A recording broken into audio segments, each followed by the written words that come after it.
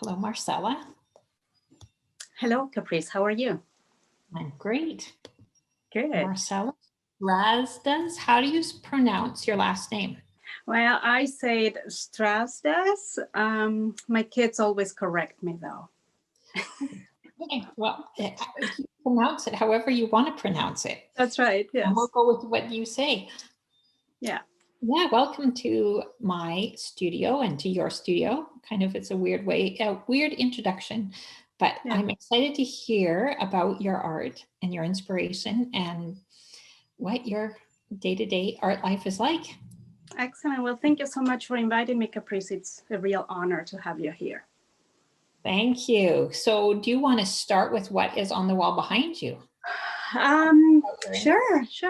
Well, I'll tell you first that I am an artist from Victoria, BC. I am actually from Argentina originally, but 27 years ago, I came to Canada and I became an artist. Not right away.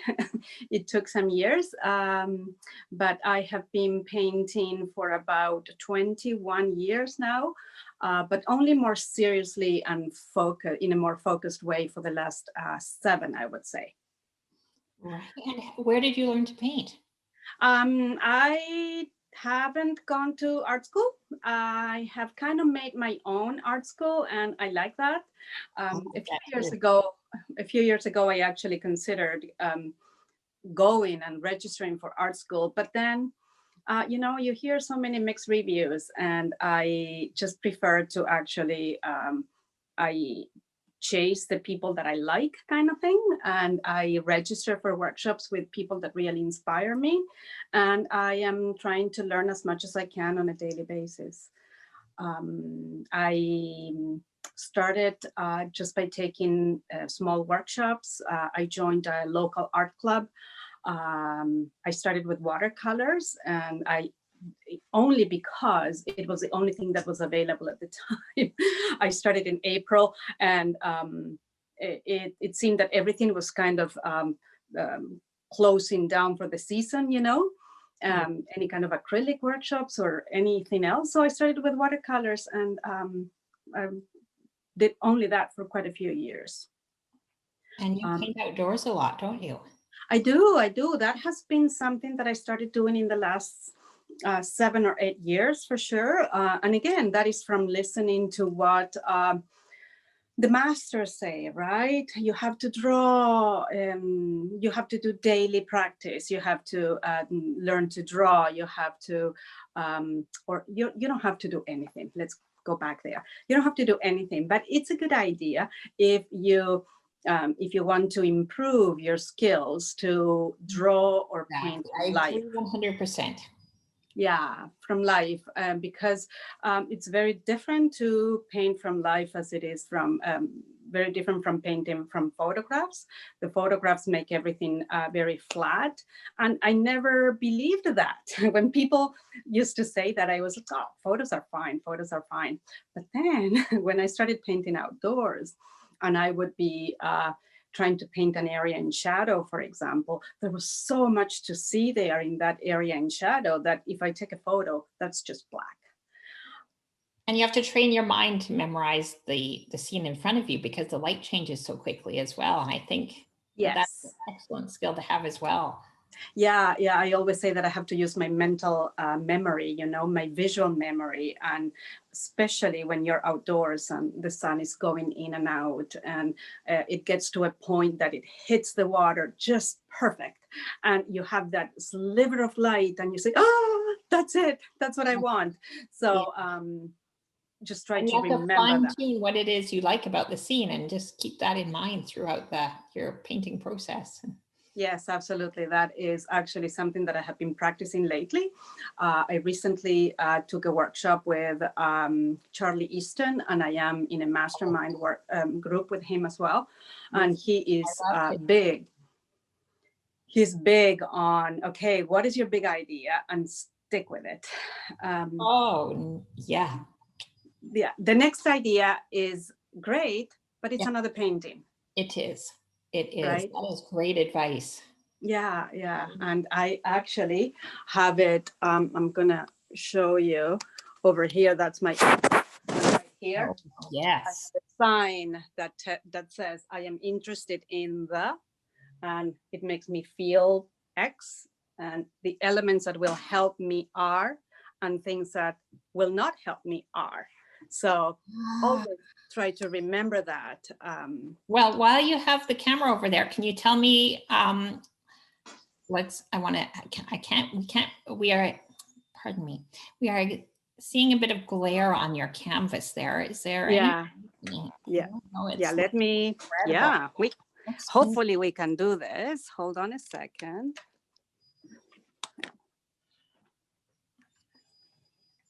How's that? Oh, lovely. That's better. That's a bit better.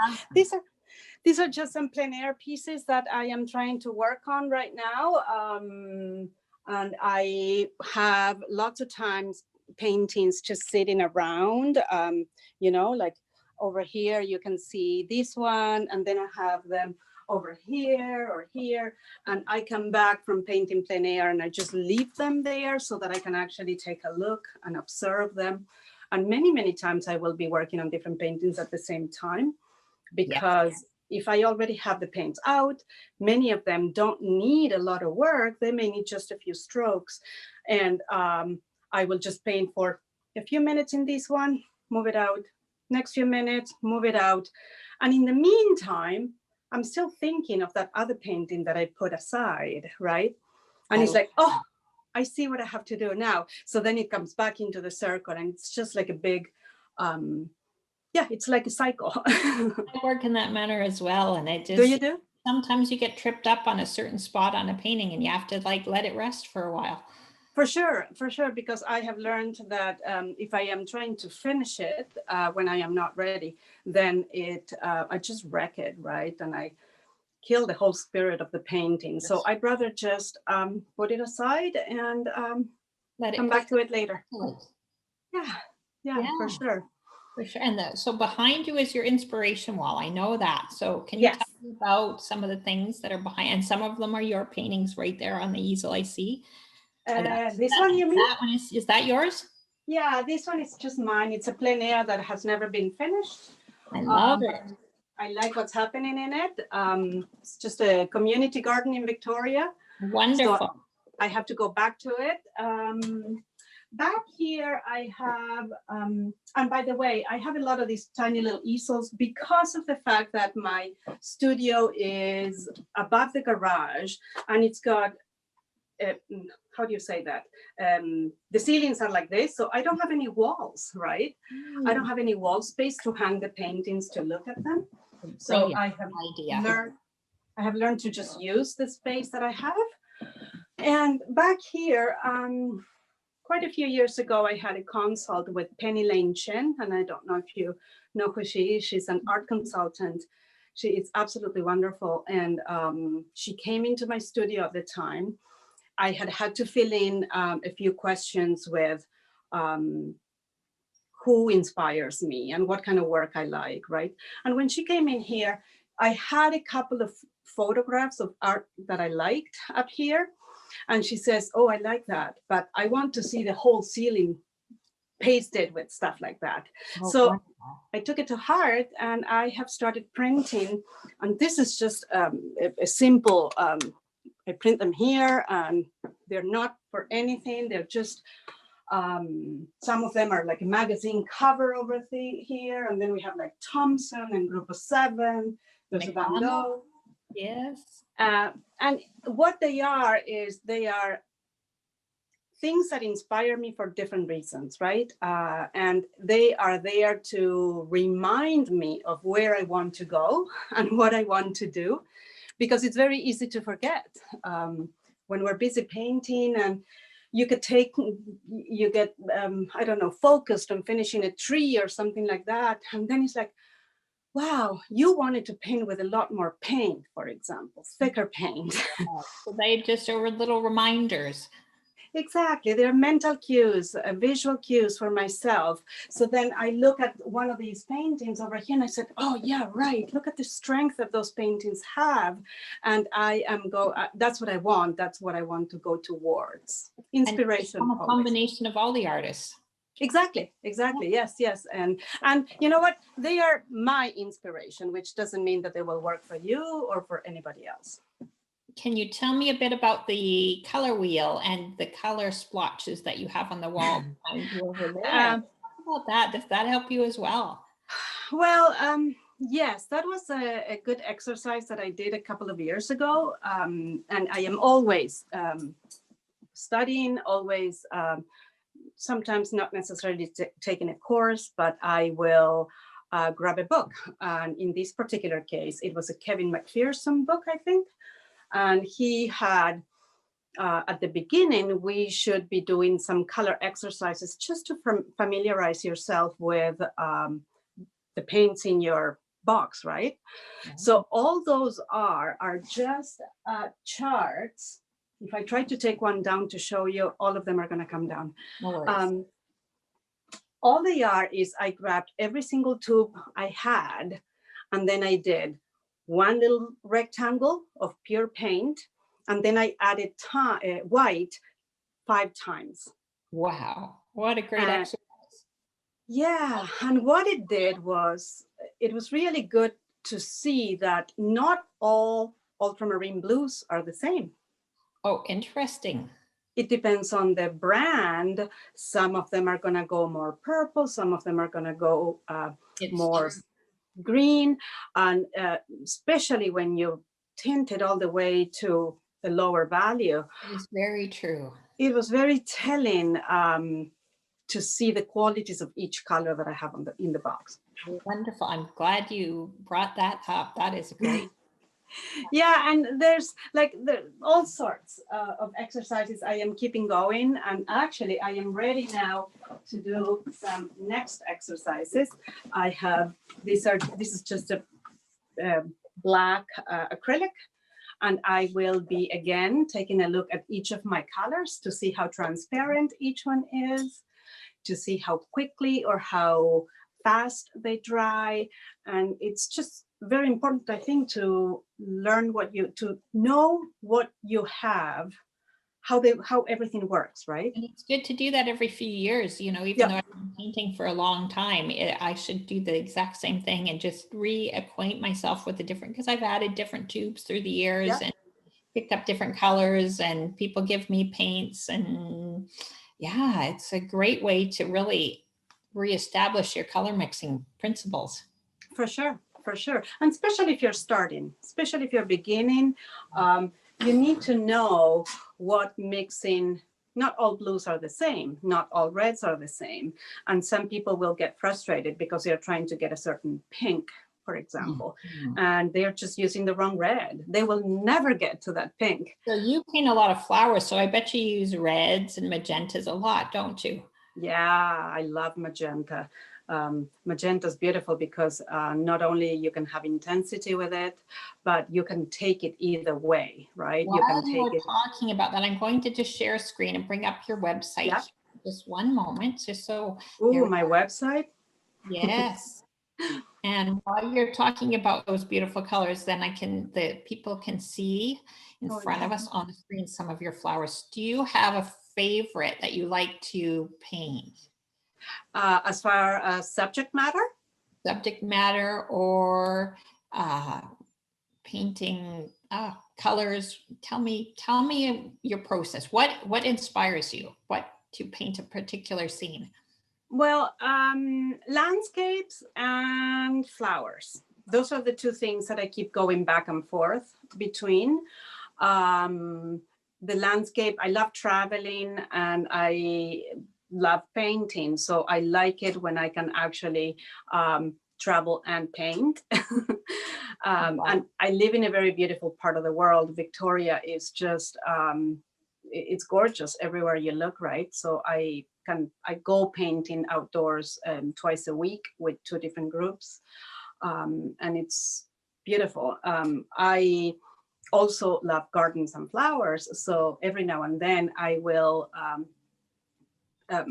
I switch back and forth between landscapes and flowers. It's not loading very well. Is it your internet? I was going to say, we're not going to do that because it's not. So it's okay. That's okay. We'll go back to that in a few minutes and maybe it'll work better. I could try to share my screen here, but I'm using my iPad. I've never done that. We'll come back. We'll come back to that.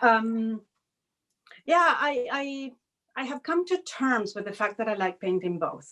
And I paint flowers, and I go into a flower little rabbit hole. And after a while, it's like, okay, I'm done with flowers. I need to paint some skies, or I need to paint some landscapes. And I go into the landscapes for a little while. And then after a while again, I get tired and I just go back to the flowers, and I just keep coming back and forth.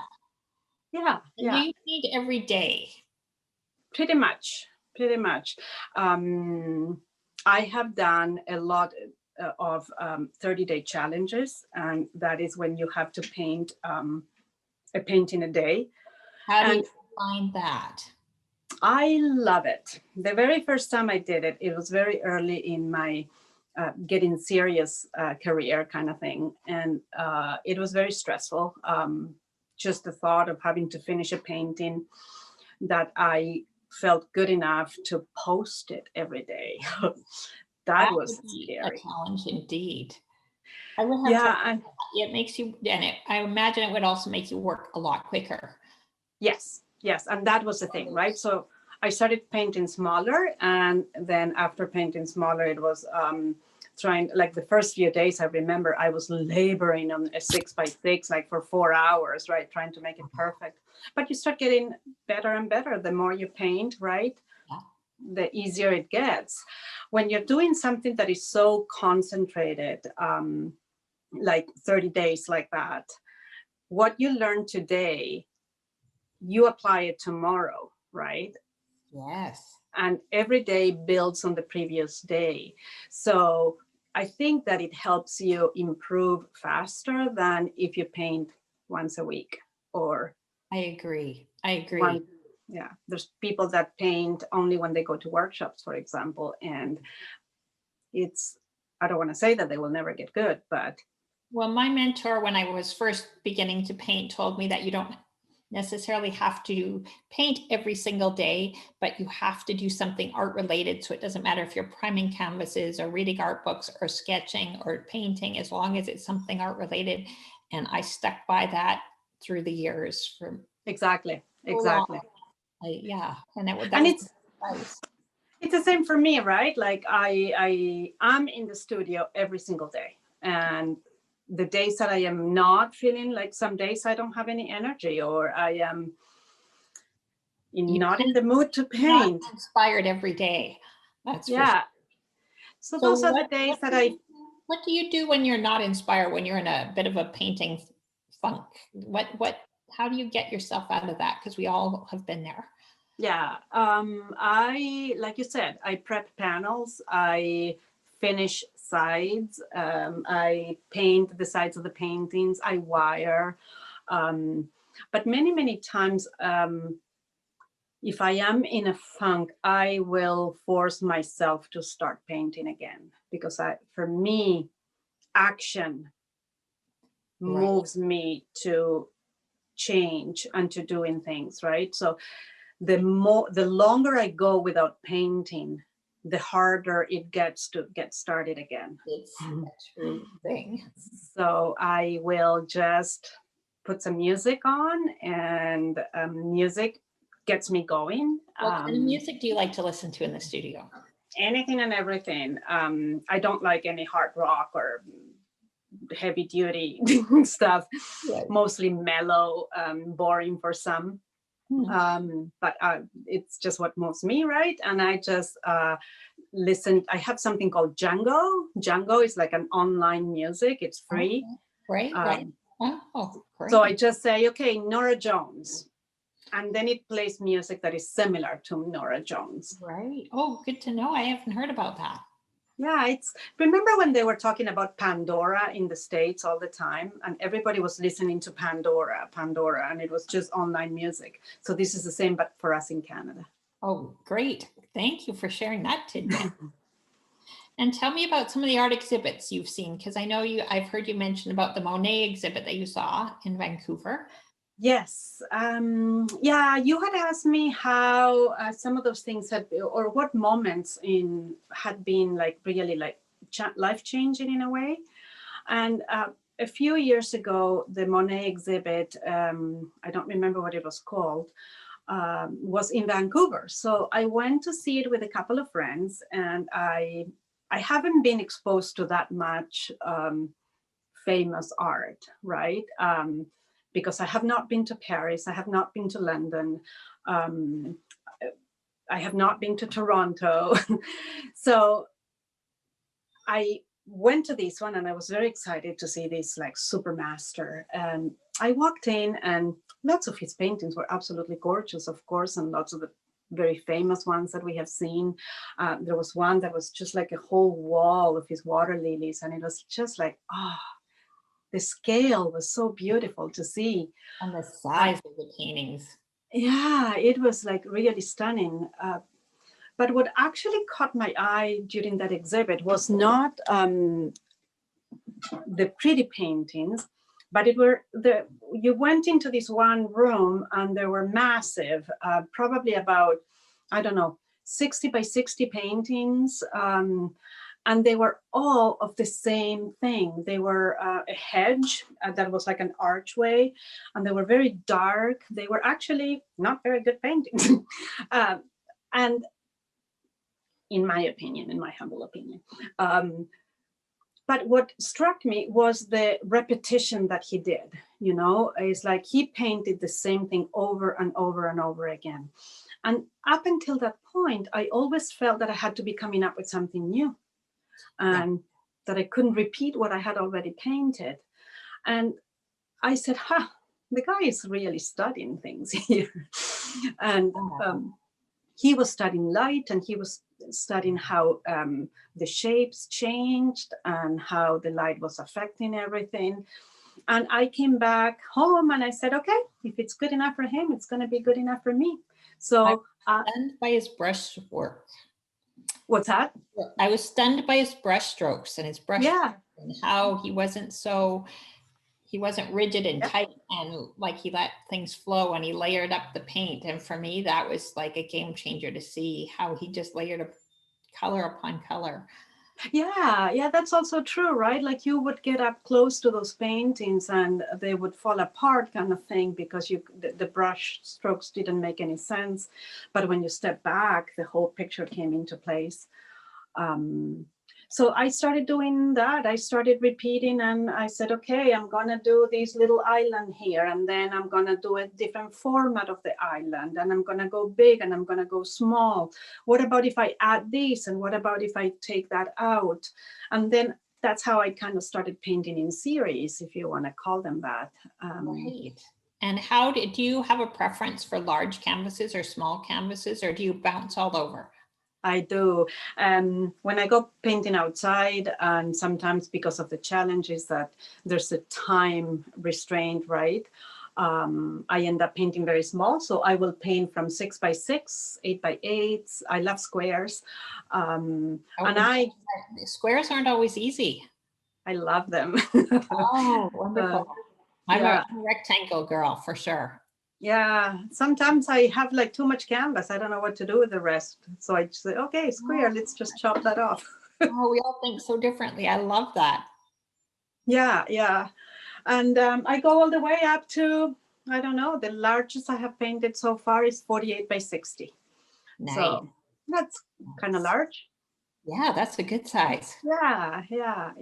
And recently I have started, again, inspired by one of the artists that I have here on the wall. Her name was Teresa McKelwin, I think. She was an artist from New Mexico, and she took massive panels, plein air. She painted outdoors, like huge. Wow. She used to hook them up. Yeah, she used to rig them up to the back of the pickup truck. Right. And then she used to just like, and I think I saw it. Did you post a photo or share a photo of that from somewhere? I think I've seen somebody like that on Instagram, I believe. Yeah, I have talked about her. I briefly talked about her the other day when I had the interview with Teresa. Wow. And yeah, I saw that and I said, oh, I would love to do that. Oh. So Great I stuff. have started doing a little bit of that just in my own backyard, right? So last year I set up this panel in the yard, and this is just a garden, Look at right? that.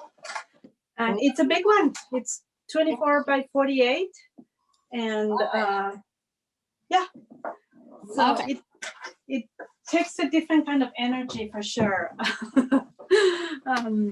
But it's exciting. I guess You're going to get me inspired to do that in my own yard this summer. yeah, that's right.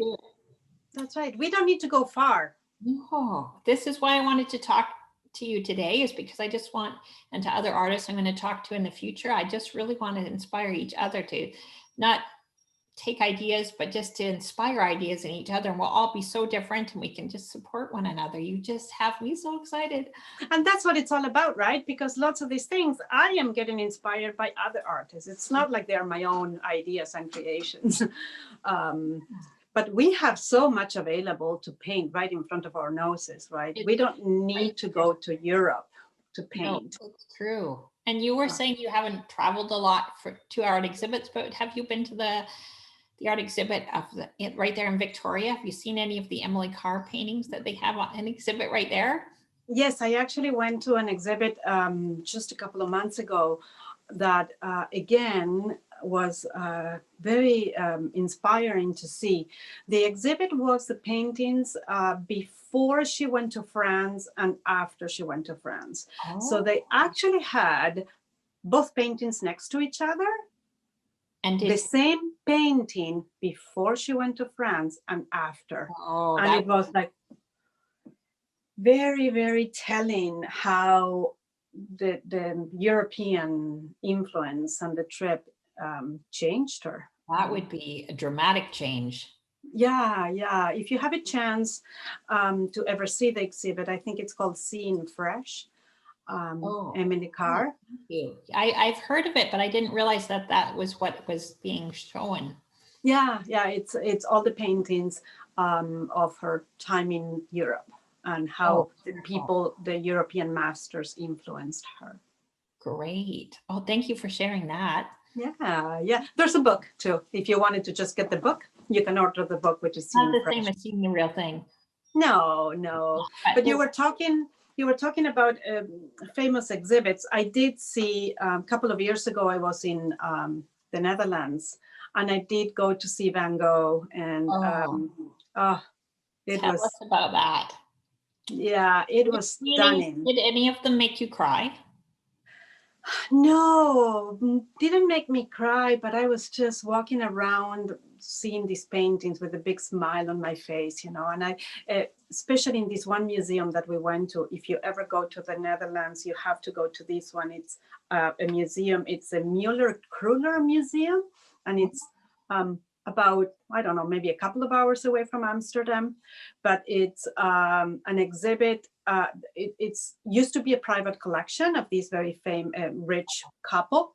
Yes. She was an art collector, and she has or had the largest Van Gogh collection outside of the Van Gogh Museum. So she had over 90 Van Goghs, I think. And in that one in particular, it wasn't as crowded as the other one, and you were able to get up close and personal. I love the smaller, more intimate galleries, museums. Yeah. They're just, there's something different about their energy too. Yeah, and again, seeing his brush strokes, of course, was like, I have never seen an original Van Gogh. Yeah, so that's on my to-do list for sure. Yep, you have to go. Yes, for sure. Yeah. But traveling is, even though I haven't been to the art exhibits of the world, I love traveling, and that is a big motivator for me, right? Like, I want to go paint everywhere. And I have done quite a few trips, painting trips. I have gone to Italy. I have gone to the Arctic. I have gone. That would be fun to paint the Arctic. I didn't go to the high Arctic. I went to the tundra in the middle of Nunavut, and we painted the changing colors of the tundra, and it was spectacular. Wow. Very unexpected. Colors for sure. Totally different.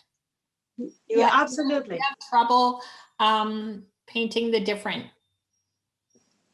places that are so dramatic? Because I know when I was in Italy, it was a lot harder. The light was so much different from what I'm used to in the East Kootenays of British Columbia with our rugged mountains and everything. When I go to Ontario, I have trouble myself painting that kind of landscape, even though it's beautiful and inspiring. And I'm studied the group of 7. The colors are just so dramatically different from what I'm accustomed to painting. Do you have trouble making that switch? I have come to realize that it takes me a couple of days to what I say, I find the colors, you know. So the first couple of days, and I noticed that every year I go painting into the interior, BC interior. And again, the colors are so different from here, right? Desert colors in the area that we go to, which is Ashcroft and all that area. So the first couple of days are always getting acquainted with the colors and taking a look and saying, okay, look at it, what is it, right? And your mind will usually tell you that, oh yeah, that's a green, so what do you mix? Just blue and yellow. But it's not as simple as that. Lots of times they need to have a bit of this and a bit of that. And it takes a couple of days to just get acquainted with the colors of the space of each place. Yes. And then it's like, okay, now I can paint. I agree totally. It's hard. It's hard making that switch. And I probably would do it easier if I did it more often, I would imagine. More often, and also a longer time in each place, right? Because if you're there only for 2 days and you're painting only for 3 days, then you don't have enough time to actually to understand it and do it. So if you can be there for a week painting, become part of the place, I would imagine, and get familiar with your surroundings and become one with it too. And that is so, that is so interesting what you're saying. It makes me think of why I like painting plein air so much. And when you're standing there, and this always happens, you get to a place and you say, there's not much to paint here. You know, it's like, oh, yeah, no. So you sit there, and the more you look, the more things that you're starting to see that you can actually paint, right? That's the sign of a true artist. My one mentor, I studied with him in Qualicum Beach. And because of I have limited mobility, so I would just get out of the car, and whatever was in front of me, I would sit down and start painting. And everybody else would spend an hour trying to find the perfect thing to paint. And he said, this is the sign of a true artist, if you can just paint what's in front of you and get inspired. And so that's kind of what you're saying. Sit for a moment and take it in. And and you can probably attest to this too, right? Like while you're there, you can hear the sounds of the birds, the kids playing in the distance, the smell of the kelp and the rotten fish, or the beautiful flowers, whatever it is. And what I find is that when I paint a place, I remember it. It's true. It's so different from just taking the photo of your life that is then suddenly transposed onto a canvas. For sure, for sure. So if I can inspire anybody to do one thing, is to just start painting outdoors. And if it's not outdoors, then set up something on the table, shine a light on it, right? And paint it. It's very, very hard at the beginning if you have never done it. But after a while, it gets easier, like everything, right? You don't run a marathon in one day. You have to train and practice. So I think that art is the same. It is. It's like a muscle. I read that recently about how it's like a muscle. And if you don't exercise it every day, then it will just atrophy. So yes. And I have so far to go from where I want to be, you know. We all are. And if you ever lose that, I tell my students, if you ever lose that, then you're not going to get sure. So yeah, absolutely. I think that growth and learning are never stop. And I host for many, many years, I have organized workshops, right? And a couple of weeks ago, I hosted one of the workshops, and we had a lady that was 94 years old, I think, in the workshop. And I'm thinking, that is so incredible, so awesome. That is great. she's Well, and still, I've had students in my studio painting side by side. That one was 73 and one was 13, and they had formed such a bond. And Yeah. then a few days ago, the two of them showed up on my front porch, and they had painted together here years ago, and they're still hanging out together. It was so- nice. That's awesome. That's Yeah. awesome. So I hope I am that lady, you know. But, I think you are. I'm so happy you talked to me today. And I want to just keep talking to you for like another hour. Questions keep popping into my head, but I think we should maybe call it a day for now. sure, and And, we can do it again another time. I would really like that, because I know you have a lot more to share with my students and my community here, and I'm so appreciative of your time. Oh, well, and your thank knowledge. you. Thank you so And much for inviting me. I'm going to post underneath the video your links to your website and to your Instagram. And are you on Facebook as well? I am, yes. It's just my name, Marcela. Everywhere I am just marcelastrasdas.com or /artist. And yeah, very easy. I will post all the links for everybody to see. And if you have any followers want to ask any questions or get in touch with Marcela, please do so. Yes, And, yes, anytime. Get everybody connected, because I just want this to be awesome for everyone to learn from each other and inspire each other. Absolutely. We can all do that. We can all inspire each other. We all know little tricks here and there, you know? Yeah. We'll paint together. We will. We will paint together, and we can start by doing a Zoom together one of these days. That sounds like a great idea. Thank you so much. All right. Thank you, Caprice.